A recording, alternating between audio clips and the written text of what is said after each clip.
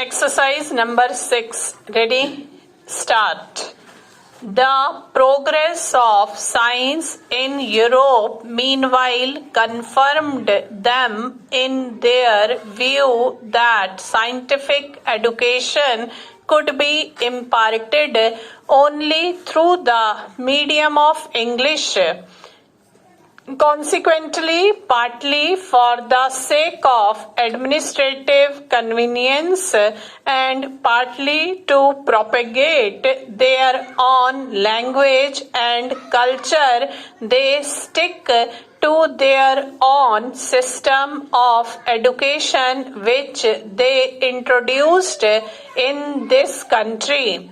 There is no doubt that the education received by our earlier generations was based on this very system. Those people knew little of Indian literature or culture and hardly felt drawn towards it, although a few Indian scholars who were inspired by English education did study Indian literature and wrote a good deal in praise of it. Thus, we find two schools of thought in this country.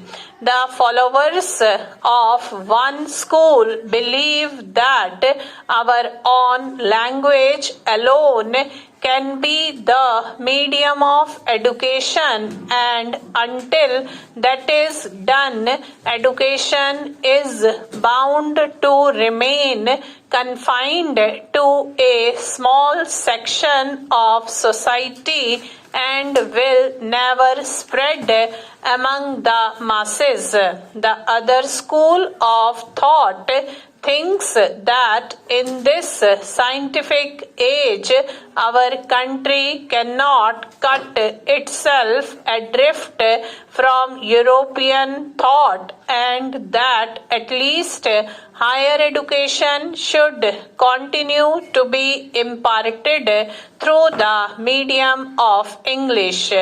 If that is not done, they argue, we shall fail to pull our weight and lag behind other nations in the race for material progress.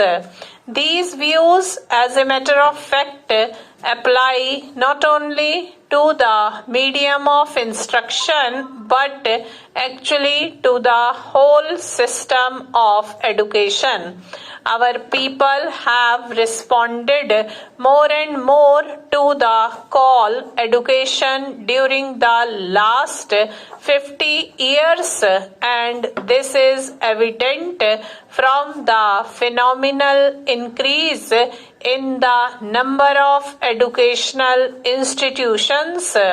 In 1911-12, when Burma and Pakistan were also part of India, there were 186 universities and colleges in India as compared with 537 in 1946-49, though Burma and Pakistan had separated, leaving India smaller in area and population.